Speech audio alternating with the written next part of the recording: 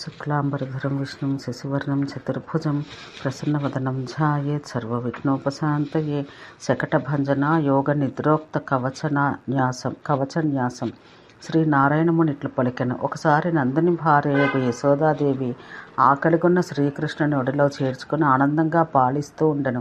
ఇంతలో ఆమె ఇంటికి ముదుసరలు పడచువారు బాలికలైన గోపికలు గోపాల బాలురు చేరవచ్చిరి. వచ్చిన వారికి మర్యాదలు చేయాలన్న సంతోషంలో ఆ సాధ్వి అయిన యశోద ఆకలి తీరకముందే పిల్లవాడిని త్వరగా మంచం మీద పడుకోపెట్టి గోపికలకు నమస్కరించెను.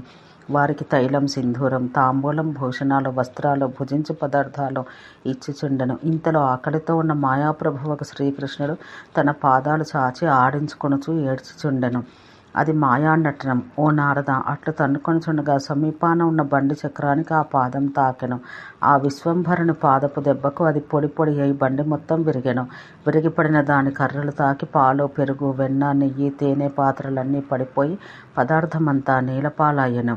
ఆ ఆశ్చర్యకరమైన సంఘటనను గోపికలు చూసి భయంతో బాలకుని వద్దకు పరిగెత్తి వచ్చి విరిగిన బండిని, ఆ కర్రల నడుమ ఉన్న శిశువును, పగిలిన కుండలను, నీలపాలైన పెరుగు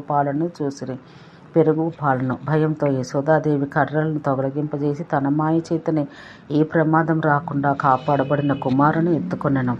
ఆకలితో నకనకలాడుతూ ఏడుస్తున్న ఆ శిశువుకు పాలిస్తూ ఆ సంఘటనను కలత చెంది వెక్కి వెక్కి ఏడ్చెను.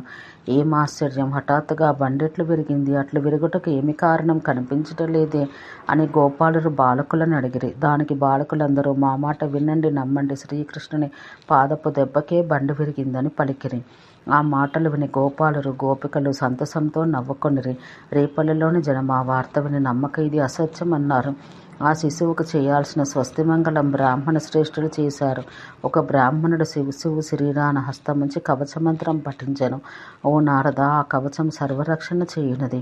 జలసాయి అయిన జగన్నాథుడు మహాసముద్ర జలాన నిద్రించి ఉన్న సమయాన అతని నాభి కమలాన జన్మించిన చతుర్ముఖ బ్రహ్మ మధుకైటభులని రాక్షసులకు భయపడి భగవంతుని ప్రార్థిస్తూ స్తుతి చేయుచుండగా భీతుడగు అతనికి విష్ణు మాయాదేవి పూర్వం దేన్ని ఉపదేశించినదో ఆ కవచాన్ని నీకు చెబుతాను వినము. యోగనిద్ర ఇట్లు పలికెను. సృష్టించిన జగత్తుకు నాథుడవగు ఓ బ్రహ్మ, నీ భయమును దూరం చేసుకొనుము. శ్రీహరి ఉండగా నీకేమి భయం? నేనుండగా నీకేల విచారం? సుఖంగా ఉండుము అనెను.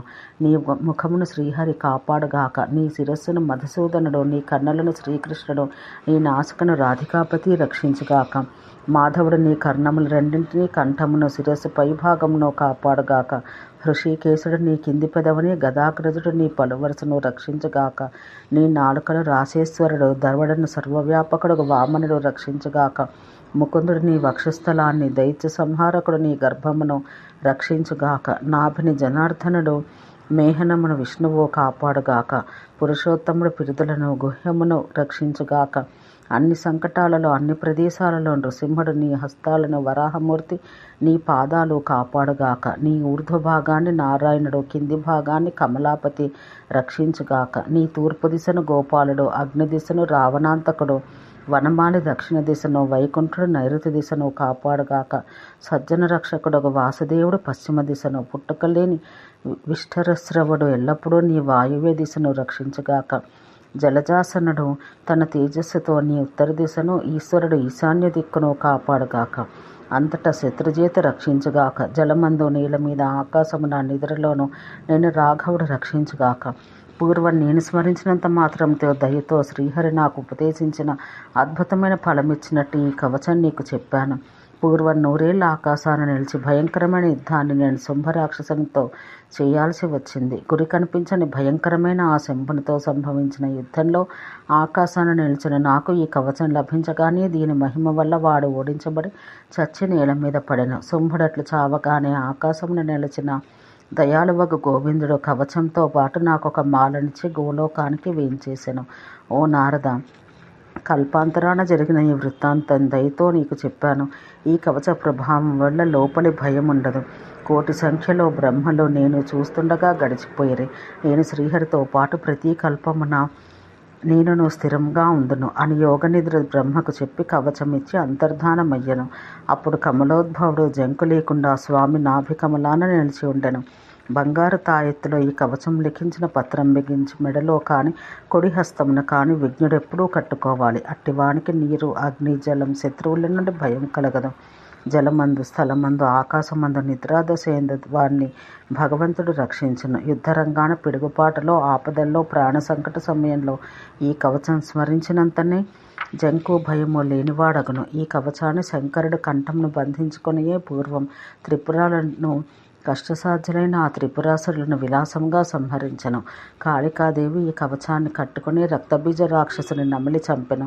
1000 తలల శేషుడును దీన్ని ధరించి ఈ విశ్వాన్ని నువ్వుగింజను ధరించినట్టు తేలికగా ధరించెను. మేమిద్దరం అనగా నరనారాయణుల జీవుల యొక్క కర్మలకు, ధర్మకార్యాలకు సాక్షిగా ఉండు సనత్కుమారుడు ఈ కవచ ప్రభావం వల్లనే అంతటా జయం పొందువారుగా ఉన్నాము. గోకులమందు నందునింట బ్రాహ్మణుడు ఆ నందశిశువు కంఠముందు కవచం కట్టెను. శ్రీహరి స్వయంగా తన కవచాన్ని తన కంఠాన ధరించెను. ఈ విధంగా శ్రీహరి యొక్క కవచం యొక్క మొత్తం ప్రభావం చెప్పి తిని. ఓ నారద, అనంతుడును అచ్యుతుడును అయిన స్వామి యొక్క ప్రభావం సాటి లేనిది సుమా. ఓం శాంతి శాంతి శాంతి.